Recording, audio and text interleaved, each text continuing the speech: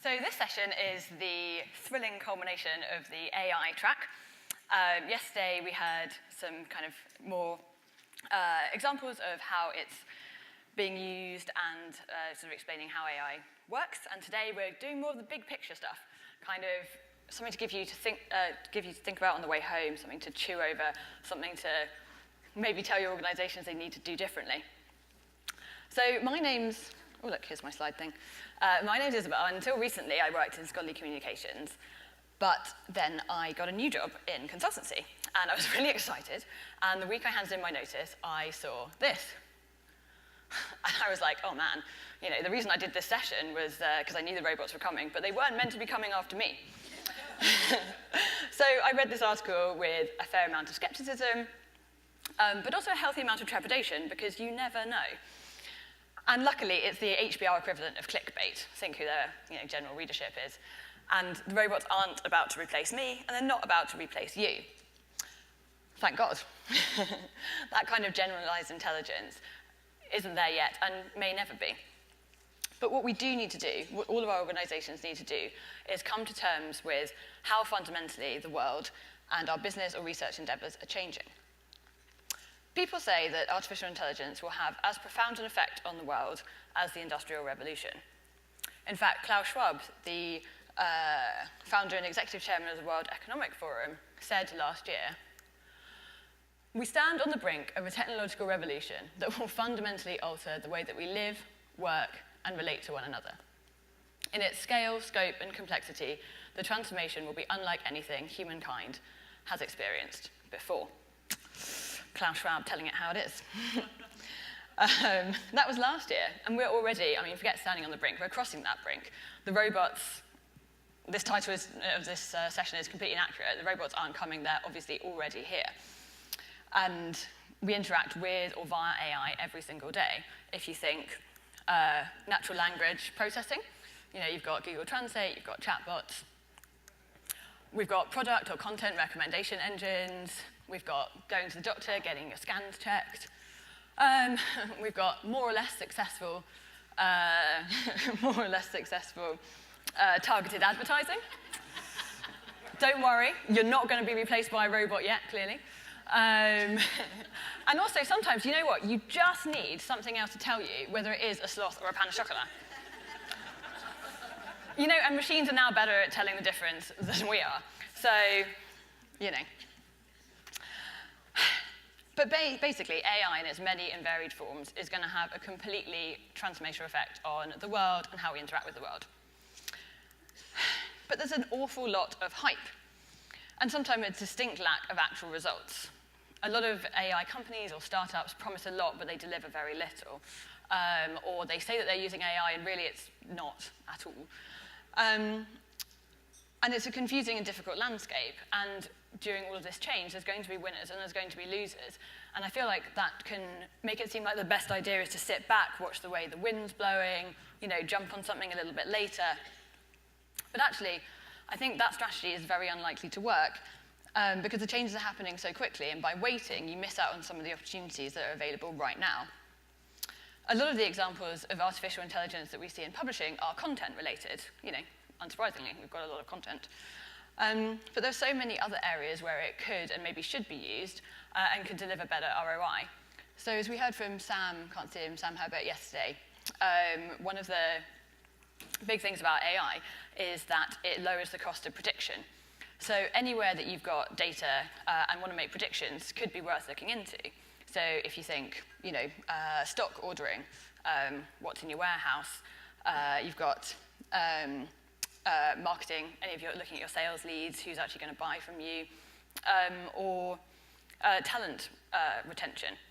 Because there's a really interesting company called Humanize that can look at how likely any of your employees are to leave based on a whole load of interesting data, such as their workload, how recently they were promoted, and also whether or not one of their friends just left. So the purpose of this session is to think very broadly about the possibilities that artificial intelligence offers, consider some of the risks and the opportunities. And to do that, we've got speakers with three very different perspectives, hopefully three of them. We've got someone who works in artificial intelligence on the research side. We've got someone who works with AI every day in a startup, and we've got hopefully a speaker who's a tech entrepreneur. And so looking at the same issues from 3 completely different angles. And I think it's worth noting that none of the speakers, nor myself as a chair now, are from scholarly communications. This is an ALPS first, and it is obviously not by accident. Artificial intelligence is going to change the entire world, and not just the industry. So if we look inside the industry, it's not going to be good. We're going to get our ideas from elsewhere, and as curious, the more you look, the better the things are that you'll find. So we're going to start off with Joanne, who's stepping into the breach, which I'm very grateful for. She's an associate professor at Bath and an affiliate at the Princeton Center for Information Technology Policy. Joanne, her first and third degrees were in psychology. Her second and fourth were in artificial intelligence. And she approaches AI for the purpose of understanding human behavior. She's worked in AI ethics since 1996, and she helped author the UK Research Council's Principles of Robotics in 2010. And then just in the last 2 months, she's consulted to the Red Cross on autonomous weapons, Chatham House on the impact of AI and the nuclear threat, and she's currently advising the British government, European Parliament, and the OECD regarding the regulation of AI. So I think you'll pretty much agree that we've got an expert right here. She's not going to be replaced by a robot anytime soon. So Joanne, yeah, if you could take over, that would be great. I have to tell you that I had a lot of trouble. Usually I do a lot of talks, and I was really looking forward to this one, but I think in a way I cared too much because I am an academic, and publishing is everything for us, as we've previously established. So I had a lot to say, and I couldn't decide how to say it. And then I saw the first talk, which we were sharing slides, and I hope mine didn't intimidate him too much, but the first talk was a big TED talk about how robots are coming and destroying the planet. So I just need to tell you that, because otherwise you're going to be surprised, because my first 2 slides are TED Talk transition slides. Right? So pretend you've just seen a big talk with lots of stuff about robots with glowing eyes and things. Because I was on TV with Nick Bostrom once, and they get out the slide, they're showing a little movie before we talk. It was actually when Google bought DeepMind. And so the British all said, what? One of our companies is worth 400 million pounds? How could this be? And so he and I are sitting there on Newsnight watching this little film, and he goes, oh no, glowing red eyes. I know we're in trouble now. And of course, now I found a picture of him with glowing red eyes. But anyway, the one person I don't have a picture of here is Stephen Hawking. And I have to say, one of my other colleagues, Mark Riedel, made the point, it's ironic that the only discipline that actually is an existential threat to the planet, or has produced an existential threat to the planet, which would be nuclear weapons, is the one that's calling us an existential threat. But anyway, just to make this clear, robots are not actually the issue, all right? So the big issues that we have right now are sustainability and inequality. And things like AI are helping us make us smarter. They're both causing some of the problems, but also solving some of the problems. It's just superhuman.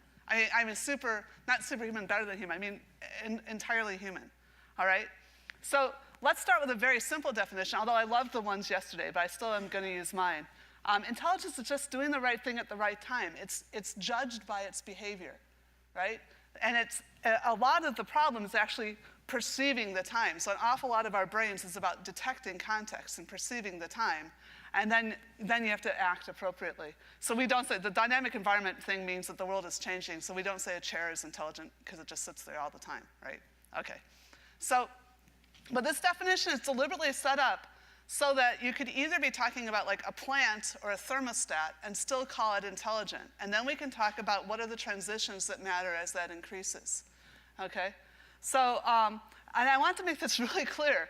Artificial intelligence is an artifact. That means it's our responsibility. Someone has built it, or some corporation. I hate it when people talk about the AI is teaching itself or something. No, we are using machine learning to program AI. Someone is always behind it, and someone should always be legally responsible. And that's my most recently published paper. It came out last weekend against the European Parliament's position they said that possibly we should consider making fully synthetic legal persons, like we have legal personhood for companies, and it's a really bad idea. So go to my publications page if you want to see that. But what I want to talk about here is that general intelligence is a myth. So a lot of people say this thing is coming, which is the singularity, and that will happen when we have artificial general intelligence, by which they mean both that it's omniscient, it just has the answers right away, and also that it's human-like, as if we have the answers right away, right? So just to show a little bit of my psych background, there was an early theory in psychology that any stimulus could provoke any response. And for those of you who saw the great machine learning talks yesterday, then you know that's a lot of what machine learning is about. It's like, here's a bunch of categories. We expect these kinds of responses. Can you learn that from us, right? But it turns out that that doesn't work. And you know, there was a bunch of papers that came out in the 30s through 50s that show that animals aren't that simple. You can't treat an animal like a black box. And the simple thing here is that pigeons can learn to peck for food, and they can learn to flap their wings to avoid shock, but not the other way around. Why? That's not their adaptive niche. There's no way a pigeon is going to get food by flying, and there's no way a pigeon is going to escape from a threat by pecking, right? So there is a learning component, but it's pre-adapted in a module, and it can't just learn anything. And that's how we build our AI too. So when you get some of the guys from Oxford, sorry, no offense to publishers from Oxford, but the Future of Humanity Institute will get up and say, what if a chess program notices that it's not learning as well because you turn off the power at night and then it shoots you? Okay, we don't connect the learning system. It doesn't have, all it knows about is the board. It doesn't know anything about power switches, and it certainly doesn't have a gun. All right. So this is literally the kinds of thing I normally am up against. So that was, yeah, and incidentally, this is why science works. We just saw about how science isn't self-correcting, but sometimes it is. Although it was a great talk. I didn't want to run down that talk. Anyway, so finding the right thing to do at the right time is search, and let's get to why it is that we don't have general intelligence. The problem is it's a mathematical computer science thing called combinatorics. And because you guys have seemed super smart, I'm showing you my computer science version of this slide. So that if you have a robot that can do 100 different actions, but remember, robots, they don't know anything. You have to put everything into them, right? So let's say that you said, let's use some machine learning. Try each of your 100 actions and see if one of them gets you to Tokyo, all right? So in the worst case, it has to try action 0, action 1, action 2. And if the very last action is, get to Tokyo, that was pre-programmed by Sony or something, then in 100, it takes 100 possible plans. But what if it has to turn left and then go to Tokyo, right?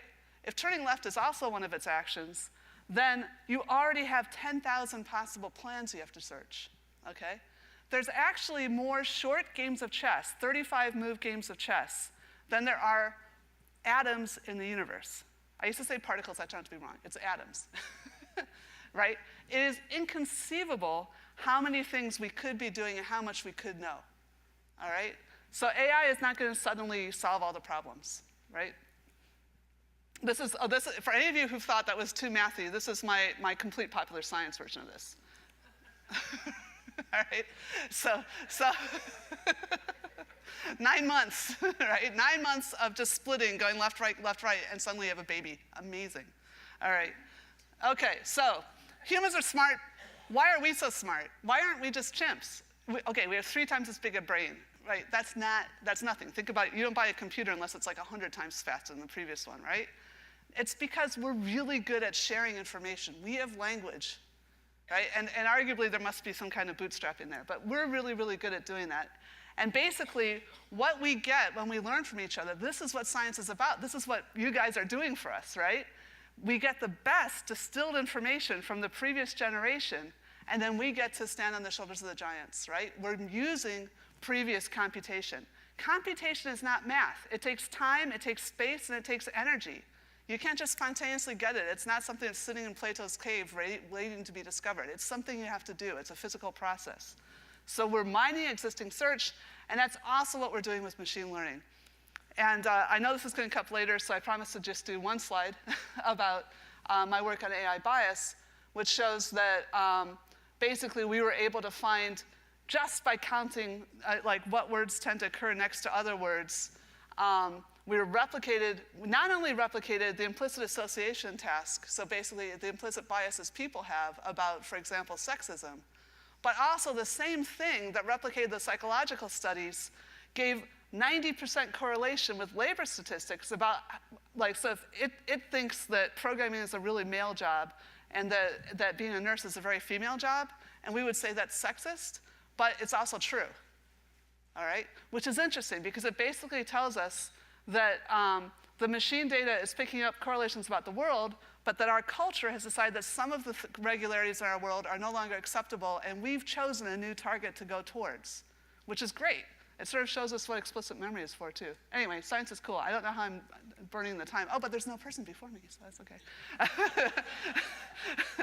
So if we can accept that intelligence can be decomposed, all right? So, for example, that it is AI if you just have machine learning as a kind of AI, even though it's not the whole problem of acting and everything, then every machine, and especially writing, have been examples of AI. And in that case, we could argue that there's been 12,000 years of AI, all right? So this is, again, like, don't think that this is something just suddenly happened. It's something that's been coming, especially for the last few decades. And we did hear someone say, I can't remember if it was just you, sorry, that somebody said today, oh yeah, it was just the introduction. There's been a lot of hype. Yeah, but the top 5, 5 of the top 6, something like that, companies are basically AI companies. Amazon, Apple, obviously Google, who else? I don't know, those guys. They wouldn't be who they were without AI. There's AI in the iPhone, there's AI in the search that helps you figure out what Amazon thing you want, as well as it gets you shipping all the stuff to you. That is AI, all right? So anyway, the intelligence explosion, though, that Nick Bostrom talks about is a coherent idea. And here it is. Okay, humanity has, this is a log-log scale. Sorry again for the maths. It means even if you look at an exponential scale, we're still exponentially increasing in biomass, all right? And this is where the sustainability comes in, all right? I forget this. Let's do the XKCD version, all right? This is all the mammals left on the planet, and only the green ones are wild. So this is an unintended side effect. We never said get rid of all the elephants, but we've changed all the biomass on the planet. In fact, more biomass than there used to be because we're getting all the oils out and stuff. Into humans, that's the gray in the middle, and cows is the big arch on the left, and a few other things we like to eat or play with. Okay, so what about jobs? All right. So I doubt that AI is actually directly to do with job loss. I think what's really going on is to do with the economy, which I'll show in a couple slides. If we have money, we will employ each other. We're really good at that. We like to provide services, and we'd like to have people provide services for us. So yeah, that's part of being a primate. Job loss seems to come when there's not enough money circulating, and that's why I said inequality was the other real big problem. And this is a recent claim that really there hasn't been that kind of big of surge of inequalities, that many of them in the history of humanity, but we're hitting another really big one right now. And the other thing that's a problem is we get political polarization at the same time when we have inequality. So this is actually a nice work by Nolan McCarty showing the correlation between the two in the US. We only have income information from when we stupidly banned alcohol sales and created the income tax. So that's why there's only a century of data here. But you can see the last time we had it as high as we have it now was about World War I, and then we figured out a system for keeping both relatively low. And this is just showing that it was oscillating before that. So polarization seems to oscillate, and that's probably not due to AI. There wasn't much AI in 1890, but it could be due to new technology reducing the advantage of physical proximity. And so that's probably also what happened in the late 1800s. It was oil, and it was trains, and it was telegraphs. And now ICT in general, which AI is a part of, may be why all the money is piling up with a very small number of people. And one thing I really learned yesterday, because I am not a publisher, is that I think that's part of what's happening in publishing too, that you see a small number of people with a lot of the resources, and now you're trying to figure out how do we redistribute those resources to keep our ecosystem stable enough. And I think that's really wonderful that you're partnering with these societies. I love journals coming out of academic societies, and I love that now the publishers are providing the infrastructure, so that is a kind of redistribution. And redistribution is the only way to solve this problem of inequality. So anyway, I could talk about that for a long time, but I was sure I would be up my 15 minutes at this point, so I just said last slide. By and large, we're doing pretty well. I think people can be very alarmist. That there's no way that we talk about the conflicts and the wars, but we got that exponential increase of people because we figured out how to cooperate, and we do solve problems, and that is partly because of science. And not just science. I think this is a big thing about the humanities too. You'll see that in the last bullet point. We do need to work together against inequality, and I do think part of that is denominating all these transactions we're doing. So it's hard for countries to tax what's happening when we do all these little microtransactions all the time, and then some companies, like I said, very few companies are getting billions of dollars, and the countries are going, oh, but that was a zero-cost transaction. How did that happen? So I think we have a lot of work to do in economics to figure out what's going on there. To the extent possible, there's simple laws. France doesn't have too much trouble with inequality. Higher minimum wage, and also they made a nice rule where you couldn't vote as a shareholder unless you'd held the stock for at least 2 years. So nobody's coming in and just trying to make companies into cash cows. So there's things you can do as a company to make a choice that can help you resist those kind of strategies, like instituting those kinds of rules for your shareholders. So knowledge and services are sustainable products. I think you guys should be the kind of thing that everybody wants. This should be what we're doing in our spare time instead of doing things like buying bigger houses and bigger lawns and things that aren't sustainable. And then, yes, just at the end here, for the humanities, I've been talking a lot about science, but some people yesterday were talking about how scary it is or how their scientists freaked out when the AI gave the nice abstracting, and they said, what's going on here? I'm sorry, I'm terrible with names, but it's a really nice talk in the AI session about, okay, now we've got these tools, we can take our people, because we have the same amount of money as we had before, and we're nice guys, that's why we're here, we're altruistic, so we're gonna promote those people to do cooler stuff, and we're just gonna use the AI to do the boring stuff, but actually it's doing the hard science, right? And that was a little freaky.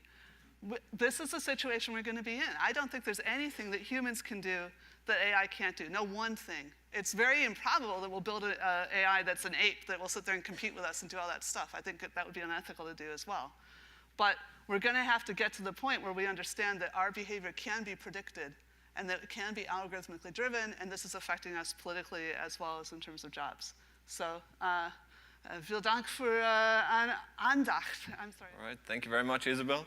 So I was going to start by saying that I'm the last person standing between you and a weekend in Amsterdam. Now I'm glad I no longer am, so that burden has been taken off me. So after this very wide-ranging and engaging presentation, I'm going to focus on something much smaller and more particular, which is our experience of how people react when AI is brought into their team, into their workplace, based on the conversations that we have with our publisher clients. So it's one very specific application of AI that we do, and that I think has some similarities with academic publishing. So hopefully, even though it is only one example, it is one that is relevant for you and resonates with you. So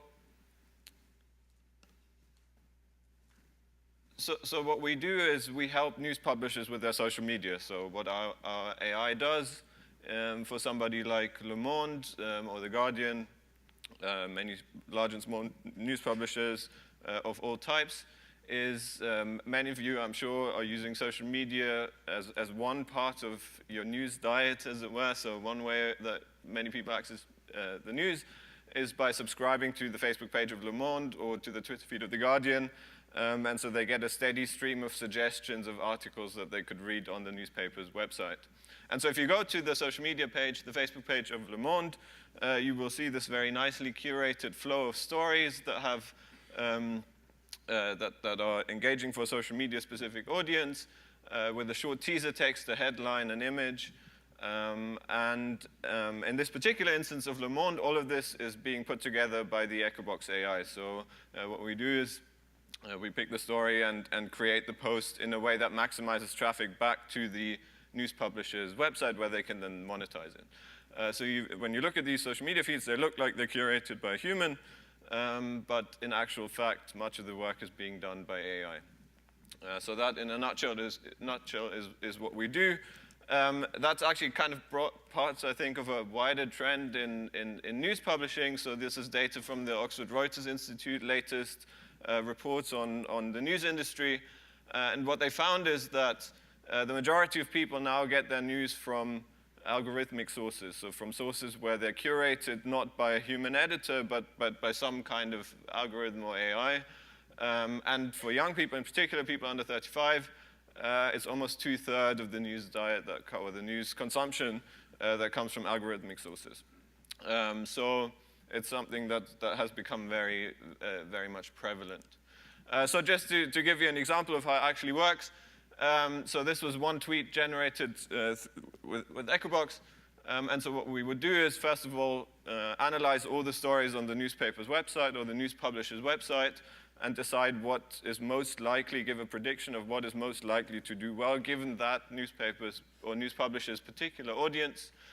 So Echobox decided that this was a good story to publish at this particular time, because apparently people were up at 2:27 a.m. in the morning worrying about AI beating us at everything by 2060. So Echobox picked the story, picked the image, picked the share message. So one thing it does is testing different variations of the same message and seeing what does best. And then, of course, pick the time and whether it should be shared, reshared, how often it should be published. And now you know that this was very competently executed because none other than Elon Musk replied to this tweet. So that in our industry is the ultimate seal of approval that you've done your job well if Elon Musk approves of it. So that's basically what we do. For all our clients, we generate 10 billion impressions per month on social media. Teams that work with Echobox, on average, when we look back, see a substantial increase in traffic by over 50% for Facebook, and even more by Twitter, which you can sort of translate into what that's worth in advertising revenue and time saving, so a substantial amount of money that we generate for them. And we do this across the world. So we've got news publishers, many of the well-known ones from Europe, but then also smaller news publishers, and really across the world, works in different languages. And in some markets where we have particularly sort of broad coverage, we can use the data to actually try and predict things based on people's news consumption overall. So this worked very well. In France, we got the prediction right. Then we tried to do it in Germany, which is almost pointless because everybody knows how the election is going to end anyway. But one of and I think this is common to a lot of AI companies, once you sort of start getting more coverage in markets, the data itself can be used for lots of other interesting things. So yeah, as I said, we work with the likes of The Guardian, Le Figaro in France, etc. And typically, it's quite rare that there's an antagonistic relationship between the robots and the newsroom. So overall, the reaction is usually that people are glad that they have it. And I'll go into that in a bit more detail in a second. So that's Echobox. So now back to the topic of the robots are coming and what does it mean. So I think where I can hopefully add value to this discussion is summarize some of the key themes that we hear when we talk to our clients about what it actually means to work alongside artificial intelligence and to bring AI into your team, and how do people react, what are actually the problems that it solves. So if I can, for about 1 minute, put on my economic historian hat and say something slightly more general. I think when you look at the history of technology, it's littered with promises of things changing in radical ways, and then actually things turn out to be really different from what anybody expected. So we've, for reasons that I think would astonish people in the 1950s, gone back to windmills instead of running everything with atomic power. We still don't have flying cars. The Concorde is gone, and instead we have to fly Ryanair. So in a lot of ways, the future hasn't turned out in the way that people when the technology was first invented would have predicted, which I think tells us that we have to be careful when we make predictions. And I think one particularly important question in debates about AI and what AI means for the future is the question of whether it will augment human productivity or whether it will replace human labor. And I think in general, and in a minute I will go through some of the themes that we have from our client conversations, but the overall, I think, takeaway that we have is that it's being used to increase human productivity, and that the real benefit lies in humans working together with artificial intelligence rather than human labor being replaced by artificial intelligence. So one way in which we see this, general theme of people working together with AI, or one problem this is solving, is that really everybody, and I'm sure this is true in your industry as well, is inundated with data. There's so much data coming your way, and you have lots of analytics providers who provide a new metric every day, and there's more and more of the data, and it's really hard to actually take all that data and infer actual strategy or specific steps that you should take from it. So we have more and more data, and therefore it gets more and more difficult to interpret that data. And that, I think, is one place where AI is going to come in and be really helpful, and that is one problem that we think we are solving. So by 2025, we are going to produce 180 trillion gigabytes of data, and that obviously is way too much for any human being to analyze. And one effect of this exponential growth of data is that already data science, so first of all, data science has become a science. So just the ability to interpret data is a discipline of its own. People do degrees in it, and people have this capacity of this ability to analyze complicated data and to really infer specific strategies and optimal steps from it have become really expensive just because there's so much demand for them, and it takes a while to train them up. So if you think software developers and programmers are expensive, data scientists are even more expensive. And so obviously lots of people who have access to data don't necessarily have the resources or the capacity to hire a data science team that would be required, a human data science team that would be required to analyze all that data and to really make use of it. And that is one, and to go from something like this, from all these nice metrics and insights, to actually knowing, oh, this story should be tweeted at 5:30 in the morning and maybe should be targeted at this particular demographic group. So the step from taking a lot of data to actually having a specific strategy is very difficult, and there's a sort of scarcity of human talent that can do and execute this step. And so one way in which AI can be useful and can really augment human productivity and make us more productive is by giving anybody the capacity that previously only someone with a PhD in statistics had. So one thing that AI is very good at is analyzing lots of data. And so if that work can be outsourced to AI, then anybody essentially can have the capacity that they previously only would have had with a data science education. So one thing that we often hear from clients is that before they were using AI, they felt that they really weren't making the most of the data they had, and that they were relying too much on intuition, or they were just using part of the data, and that as someone from Le Figaro said, what they needed was a more scientific approach. So they wanted a scientific approach for interpreting the data and drawing conclusions from it. Because there are not enough humans at this point who have the skills, or at least we don't have enough to keep up with the growth of data, one thing that AI can do is plug that gap where there's just too much demand for a particular skill for us to be able to fill it quickly enough. And it can give anybody the ability to do something that previously only specialists were able to do in a field where specialists are scarce. So the actual effect of having AI is that it makes humans more productive and able to do things that they weren't previously able to do. Then the second thing that we often see is that that publishers, once they start using AI, they are able to vastly expand their social media presence. So just one example, this is a German sports publication, and when they started using Echobox, they created all these new niche pages on social media that would only do one sports team or only do one particular sport. And previously they weren't able to do that because the audience for that was too small, so it wasn't worth their human time to create these pages. But once you have an AI, you can feed all these niche interests in a very specific way. So all these smaller audience, all these very specialized audience, you can suddenly speak to that you weren't previously able to do because it just would have cost too much time. So they still have the exact same social media team who focus on their main pages, and then they have all these additional AI-generated pages for niche audiences. And that, I think, is also something where AI can add value to human teams, that it suddenly allows you to have this hyper-targeted approach that previously wasn't possible, wouldn't have been possible.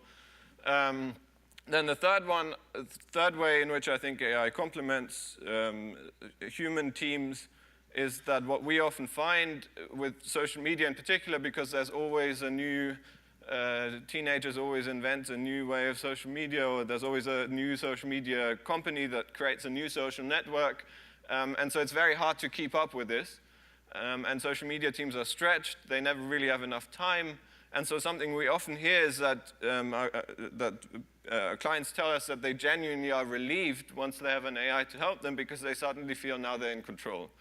So you go from a situation where you're kind of barely or hardly managing, to one where you feel like you're in control and you're now able to set strategic goals, and where everything is managed properly, as this journalist from or editor from Le Monde put it.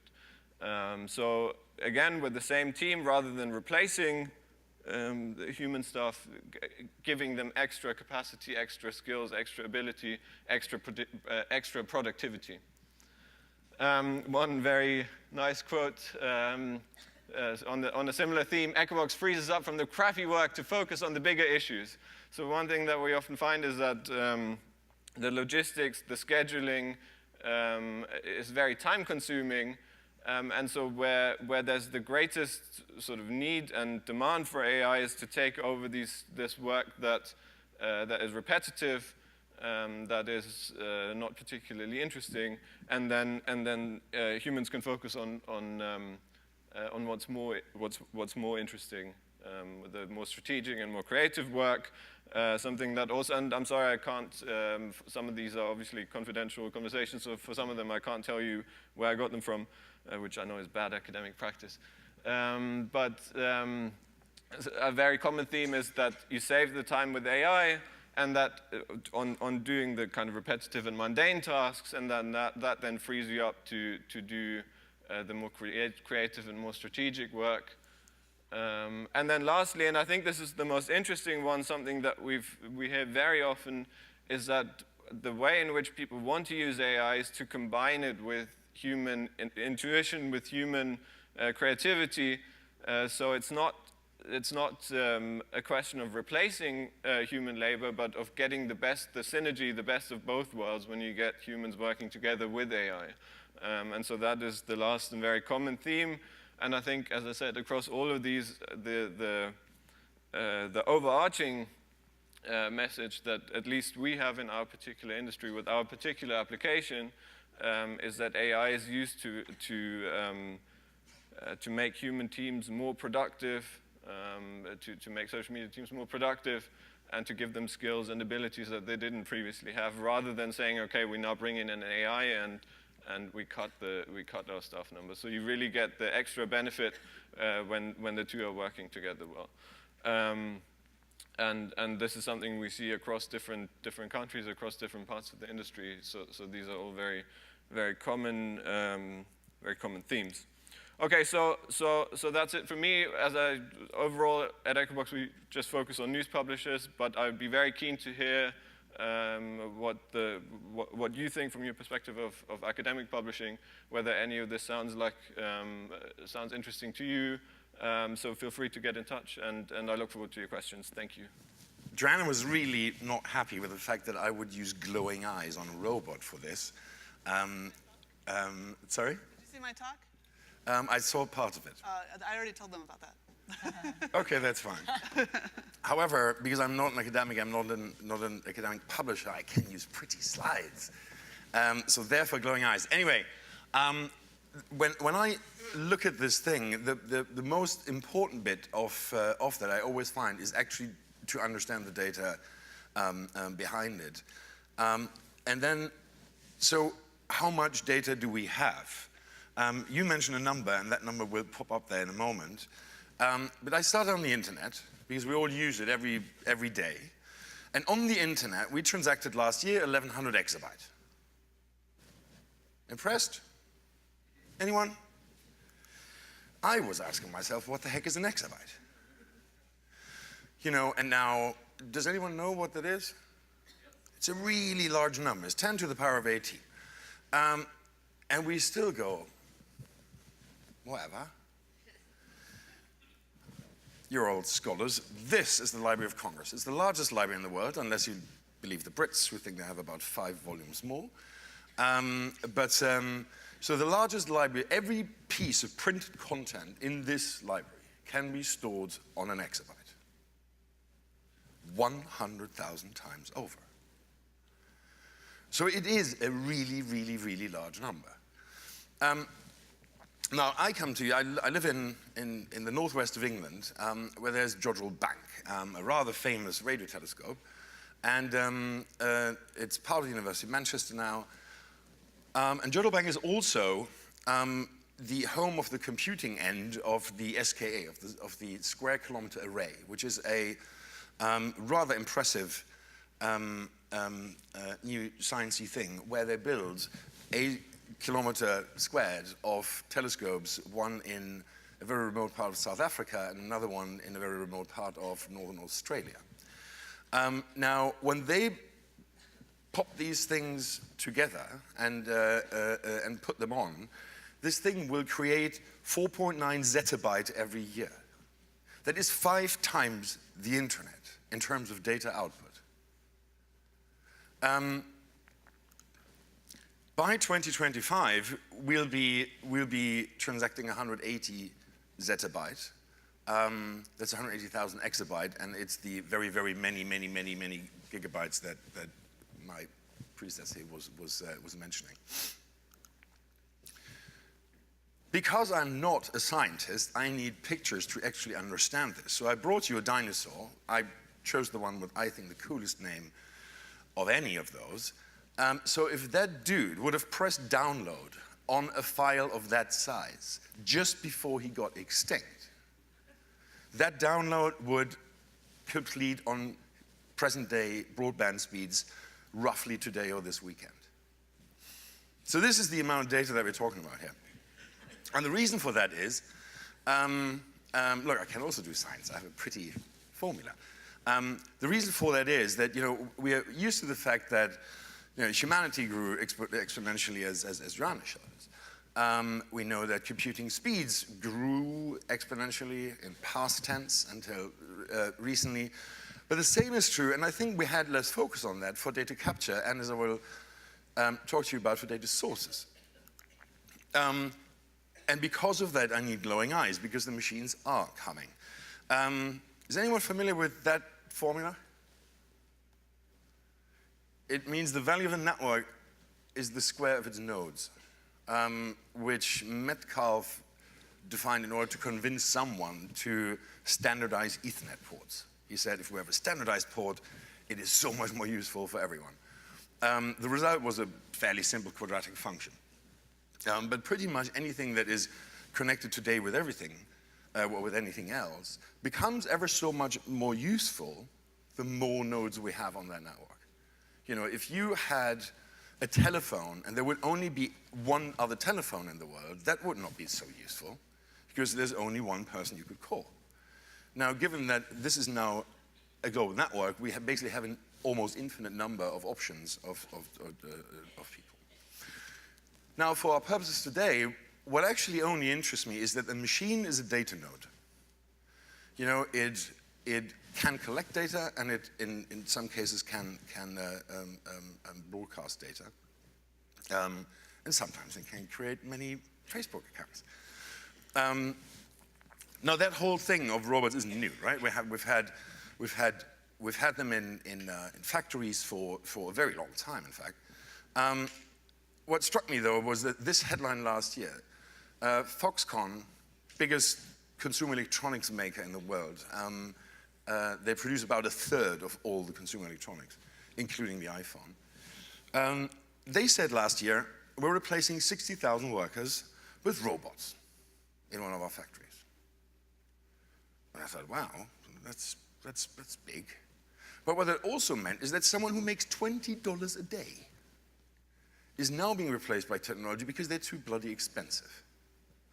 And you know, so whilst for the main part, yes, for very, very educated people on the high end of the spectrum, AI will complement what we're doing. However, there are parts where the combination of AI and physical robots, et cetera, will actually replace people. And I think it is important that as a society, we get to grips to that. Because if we rely on people, as Joanne said, to rather employ people than make more money, say like, they'll figure it out. You know, tell that to Jeff Bezos. I'm not so sure about that. Anyhow, speaking of Jeff Bezos, this is an Amazon warehouse. Those little orange boxes are robots. And for the time being, they're driving shelves around to the poor human souls that are still there, having to pack certain bits because a bottle of whiskey is probably still too fragile to be packed by a robot. For the time being, Amazon bought that company. They're deploying this year 50,000 of those across their warehouses. And no, they do not complement a job. They will replace a job. This could be, I have more shock and awe, this could be your next policeman. Now, this thing is like 4 or 5 years old. The guys from Google DeepMind created a model called WaveNet where they can generate audio in real time that will speak like a human. You cannot tell it. This is not like some weird synthetic thing. You know, if travelers on EasyJet 4957, this is actually generating audio in real time, and it will sound human. And in terms of, you know, the 10,000 paths to Tokyo that Joanna mentioned, there is a professor at Brown who basically thought, well, Baxter, that friendly dude, is a little robot, which is like a camera array around his head, and can learn things. So if I'm folding a shirt, Baxter will learn how to fold a shirt. And if then, let's say in Tokyo, there's a robot that hasn't learned that and stands in front of an unfolded shirt, scratching its imaginary head and thinking, like, what on earth am I going to do with this? Professor Telex works on, now works on an interface where actually robots of different makes and different kinds can start communicating with each other, so that Baxter then can tell his imaginary Japanese friend, look, dude, you know, hold my oil can. I have you covered. I know how this is done. As Isabel mentioned, I trained as a lawyer, and like, you know, most parents, I'm not actually sure if my parents did that, but they said, son, become a lawyer or an accountant or so, you know, good job. Last summer, Clifford Chance, one of the biggest law firms in the world, started to introduce artificial intelligence in their corporate due diligence, which is an extremely valuable part of a law firm's thing, because that's when I can deploy first-year associates by the dozen and charge £400 an hour for each of them. And however, now they start doing this with robots. In the US, Baker Hostler does this in their bankruptcy practice, and I get to why in a sec. If you want to take it one more, Elon Musk, in his latest crazy endeavor, is actually starting on human-machine interfaces. At the center of this is data, and that is really the central bit. This is a very, very small snapshot of Facebook's algorithmic factory, where they show you where and how and on whom they collect data and which data they collect, how they store it. You know, because sometimes they will cluster it. How they will then process it, and who at the end will be targeted, and this is what, you know, defines what is on each of our Facebook timelines. Facebook also created a thing called deepface, which can recognize a face better than a human. And let this just sink in. it can recognize a face better than a freaking human. It's a hell of a lot better than the FBI. And if you've watched TV or read the news or whatever earlier this week, you will have seen that Apple, for their latest phone, now are basically using a relatively similar feature to actually unlock your phone by the phone looks at your face. Fun fact, Facebook, it's funny that I only have Facebook examples. Google does the same thing. But they developed this, a couple of chatbots in order to test how they would negotiate using language. And at some stage, someone hit the red button because halfway through that, they started to switch to a non-human language, which was more effective. You know, I mean, this is nothing so super scary. The only scary bit is that we all of a sudden didn't understand them anymore. So the engineers went, oh, shoot, you better switch that thing off because God knows what they start talking about later on. They also learned deceit, which I thought was even more interesting. Now, in terms of raw computing, about 15 months ago or so, the folks from DeepMind went to try and play Go. Now, Joanne mentioned chess. Compared to Go, chess is a game for babies. There are far more moves on a Go board, as simple as it looks, than there are atoms in the universe. So Google DeepMind basically threw a raft of fairly advanced AI mechanisms at the whole thing, and then they asked one of the lead engineers before this happened. They said, "So, but in truth, so when will you expect an AI to be able to actually do this? You know, this is the most complex game in the world, really." And he said, "Well, consistently, probably a decade." So 2 weeks later, the world's best Go player, like the Roger Federer of Go, the guy hadn't lost a match in 10 years, was beaten 4-1 by this thing.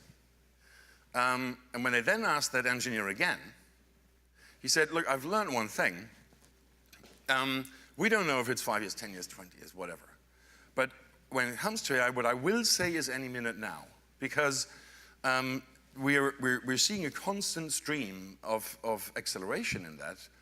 We cannot say when exactly it will go. I absolutely agree that generalist AI is probably way out if it will ever reach us. But very, very specific AI solutions are, you know, we've heard a couple of examples today and yesterday, and others are around the corner, which are very, very powerful. The reason is that computers and algorithms are really, really good at pattern recognition. And when you think about your own job or jobs in your own industry, when you think about that young lawyer that does corporate due diligence, that's just a highly trained person that recognizes patterns. You know, if I look at whatever, a corporate law setup, I must say, okay, has the share capital been paid? Have the shareholders agreed? Has all of this done? Tick, tick, tick, tick, tick. A computer, a machine, an AI can do this better, quicker, without tiring, and much more consistently all the time. So any job that has that component is potentially threatened. And that means that our jobs will change. They will have to change because I'm not relying on governments to basically say, look, you know, let's not actually do that. Let's be gentle to each other and employ each other, etc. I don't think that will happen. And I don't think there is any scientific backup to support that.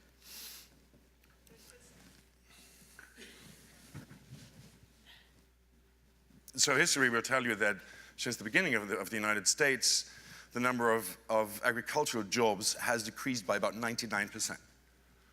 It's a scientific fact from history, if you want to challenge me on that. Yeah. Right? Thank you. We said that we'd save this for after. The reason is we have available more dimensions than ever. You know, and this is why the fact that machines are data nodes is so important. Because we have more sensors, we generate more data, which means that if you feed it into the right algorithms, that will create more structured data on the other end. And that will allow us and AI to create more sense. Now, what we do with this is on us, but we actually have to do something with that. What that means is that the future might actually be coming even faster than we thought. Because if you combine an exponential graph with a quadratic one, you will see that the curve actually steepens. And so my thesis is that with this abundance of devices, of connected devices that are coming online, basically as we speak, every bloody day, this will accelerate, which will lead us to the fact that today is most likely the slowest progress that we will see in our lifetimes, because we will accelerate. With that, I stop, and we take it from here, I suppose. Yeah, thank you. Amazing. So we're going to have some questions from the floor. I've got quite a few of mine lined up to buy you some time if you need it. I know that Joanne planned originally to have a response to Volker after the talk, and so we saved that to the end, and she's going to give her response now, very briefly, while you have a think about some questions. I just want to say that there is a long history of, this is what government does, is it handles redistribution of wealth. We see what happens, for example, World War I when we do a bad job, and we see what happens when we do a good job, for example, the period between 1945 and 1978. So there is science, there's economics, and there's history that shows that what I said is not unrealistic, but that also when we get it wrong, then we do kill a few million people. But again, that we wound up with 7 billion right now. What I had originally wanted to say earlier in your talk is that with respect to the job losses in two of the most infamous factory and warehouse situations, I mean, China is not saying that the people are too expensive. China is worried that their demographic shift is such that they won't be able to support themselves without automation. And they were previously having suicides at the Foxconn factories. And Amazon also has been under criticism for the way that its factories, warehouses were run. So these are jobs that they can't find people to do. So I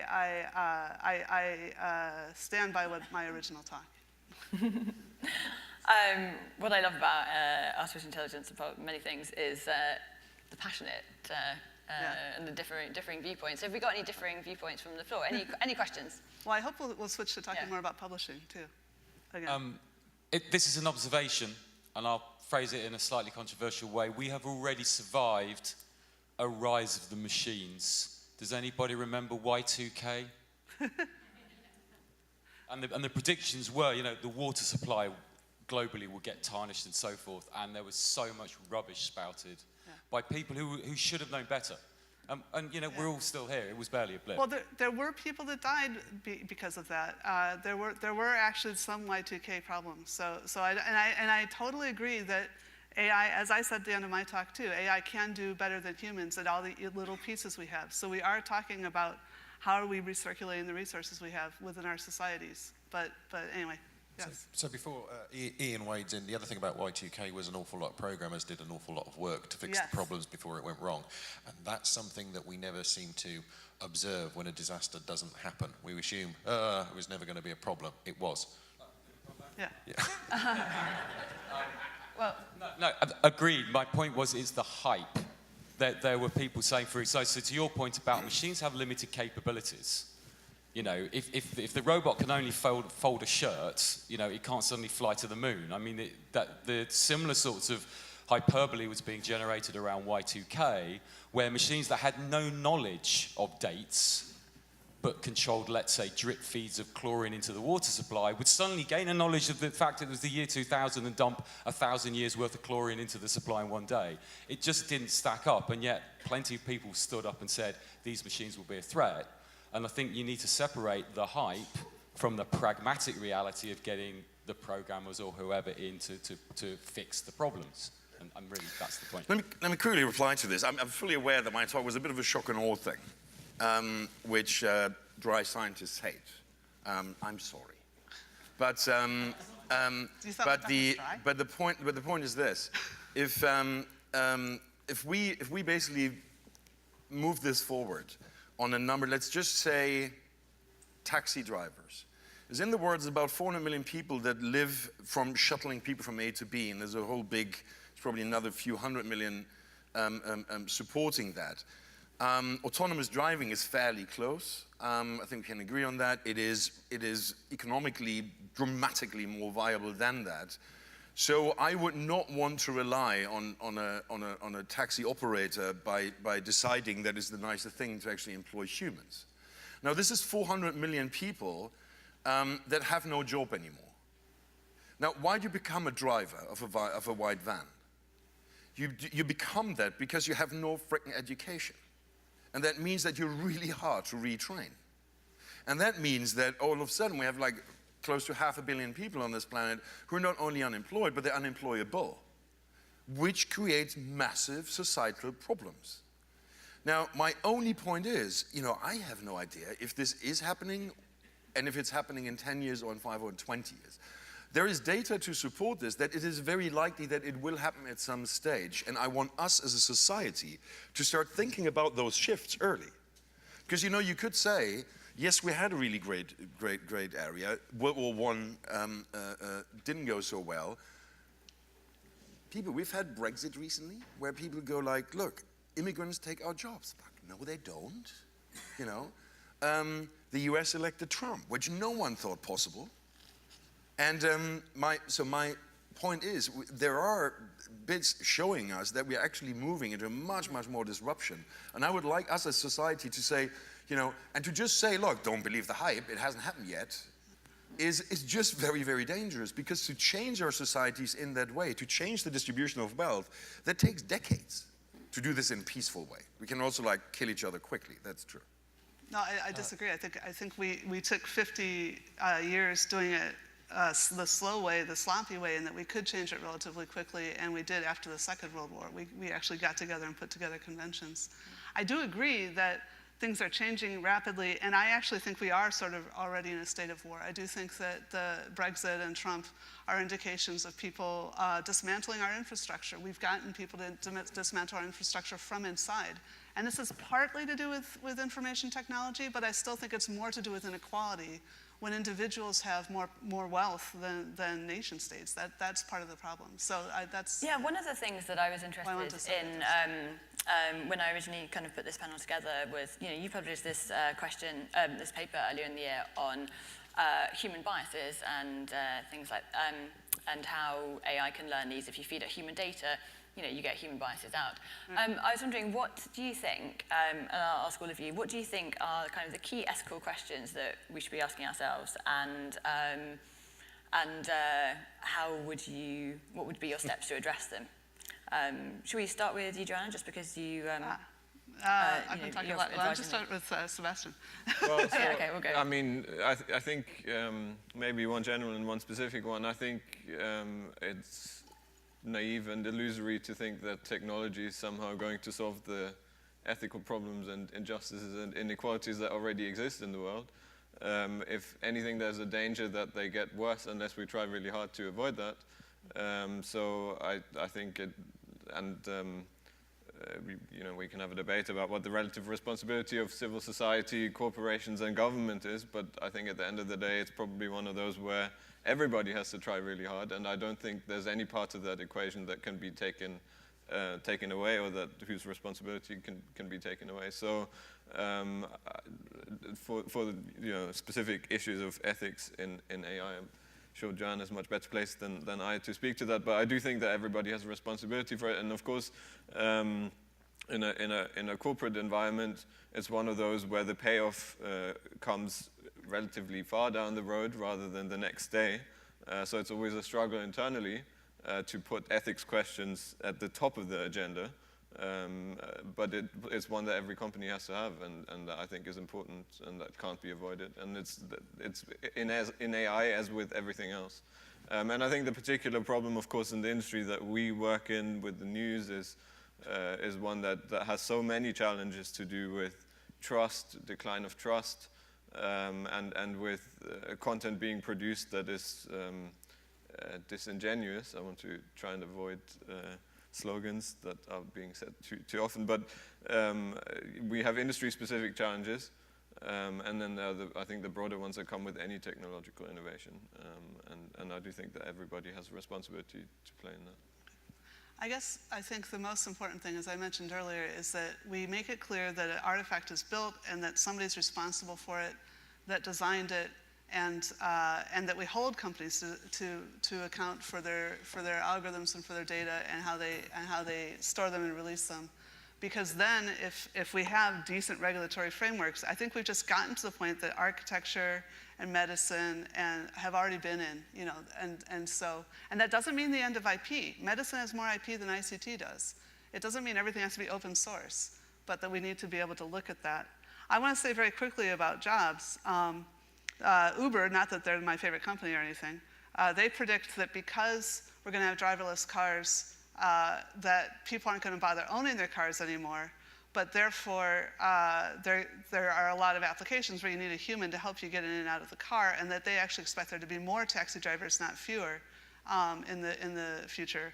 And I think that that's actually a really great example of one of the things, again, we know from history is that with the introduction of the automatic teller machine, you fired a lot of tellers per branch, but that made branches cheaper. There's now actually more branches, and there's actually more human tellers now than there were before we had ATMs, because there's so many more branches and we were able to apply that.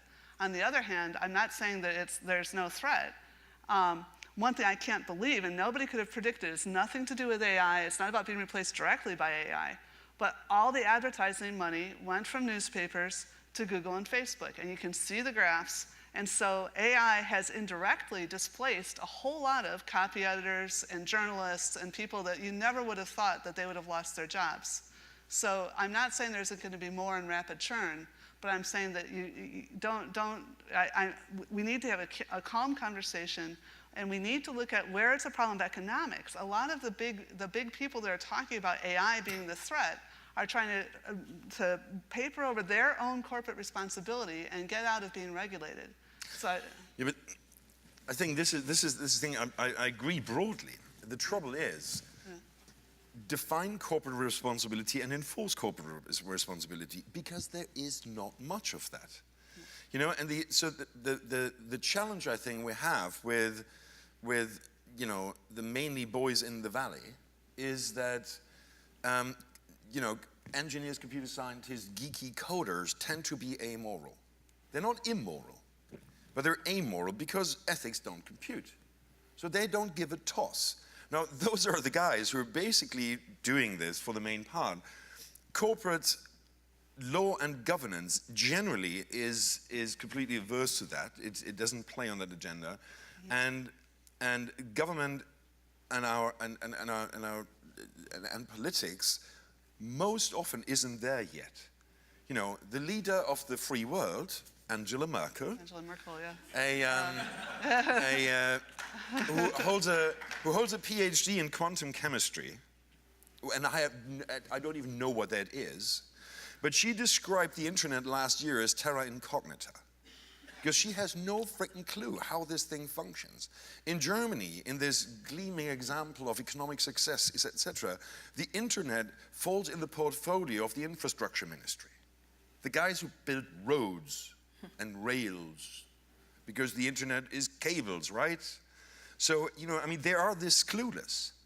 And that worries me greatly. Well, I think actually the internet has become infrastructure, and that's one of the things that people didn't expect with Facebook and Twitter, and that's how it's become a vector of invasion. But what's important is that we can regulate these things like we regulated utilities. So utilities used to be like this.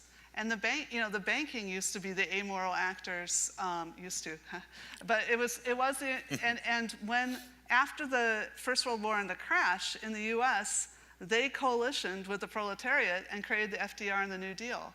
And then after World War II, the elite got together and said this level of disruption is not acceptable for business, and they actually made it impossible to extract wealth from countries. So you can take amoral actors and show them where they need to maintain sufficient stability so people can live their lives, have families, and build companies and have customers. Well, my name is Ian Mulvaney. I work at Sage. Now, those people who know me in the room know I'm usually very well behaved, and I usually ask quite directed and clear questions. But I'm going to misbehave now, and I'm going to do the I'm going off on a tangent in the shape of a question thing for a few moments. Because I work in a group within Sage where we have been constituted specifically to try and support the emergence of computational social science. And what's clear from everything you're saying on the panel is that the challenges you're talking about are what are classed as wicked problems. They don't have purely technological solutions. They don't even have purely political or economic solutions. They're wicked. And so what we're trying to do is create an environment in which we can support bringing social scientists to the table by getting them the skills they need to work with data at scale, introducing them to companies who are working at that kind of scale. And it leads me to a couple of, I think, interesting observations. We're worried about the future of social science. We see social scientists migrating into places like Facebook and Google, doing good research there, but what happens to that research? We've talked to people like the new head of SSRN in New York who spent some time at Facebook recently, and she's worried that the standard of social science that they're doing is low and poor, but it's operative for them. That's an interesting question. And then another thing that's kind of struck us is we're working on how we get social scientists' skills around how to work with data and how to work with coding. But in a conversation with Tim O'Reilly a few months ago, there was an idea that what would it look like to get skills of social science into the hands of computer science people? No, that hasn't gone anywhere as an idea, but I think there's traction there. And so that's my kind of wandering, meandering comments. I love this panel. I think the presentations were all provocative, but I now do have a question. And so when we think about like the core of these artificial intelligence artifacts, which are essentially mostly predictive machines, they give us great predictive power. But one of the things that people try to get to when looking into these wicked problems is explanatory power. And that's, I think, where, from the science side, there is a concern about the rapid adoption of these kinds of techniques into scholarship, and a worry that by simply replicating the biases in the world around us within industry, we don't get ourselves to those target conditions. So I'd like to put that question to the panel. Have any of you seen any good work in the direction of trying to think about how these tools can be helpful in an explanatory exploration of the world or these problems, be it either through creating more power in the act of data processing, or even indeed through intelligent algorithms which begin to give hints around how it is that they're generating their hypotheses? So that's my question. I'm happy to, okay, right. So thank you, that's a great question, as well as a great statement, which I could hardly complain about people standing up and making statements. So work in that area. So first of all, the contra of that is actually climate science and meteorology. So we just want to see what the weather is tomorrow, and there are these giant models, and nobody truly understands it. Now, I was just literally the last panel at the American Political Science Association, which is actually the world's largest political association meeting, like a week ago in San Francisco. That's why I'm like completely jet-lagged. Anyway, it was a bunch of qualitative researchers complaining about exactly this. And I know a lot of people are worrying about this. How do we, people who can make good predictions get all the money again back to funding again, and then they're just running rampant over the people who actually make accessible theories. And the question is there a purpose for the human accessible theories? My guess is that you're going to want to do all of these, because again, this goes back, your final statement there about like, if this goes on and we just do it without understanding it, then we kind of carve in and entrench the existing status quo, which is not what we want. We want that conscious, explicit, deliberate narrative version so that we can negotiate a better future. And I think that's really important. And I suspect that what we're going to do, and this is actually, for those of you who are AI geeks, this is a big deal with the right to explanation in the EU. How do we provide explanation? I suspect actually, and I have seen a little bit of research on it, that what we're going to do is have second learning systems that learn explanations to explain the first learning systems. And that's what we're doing, that's what's happening in our head. That is why we have implicit versus explicit memory. So we know that we have multiple different ways of looking at the same problem. And I suspect that we're going to have to build something like that for our science and for our AI.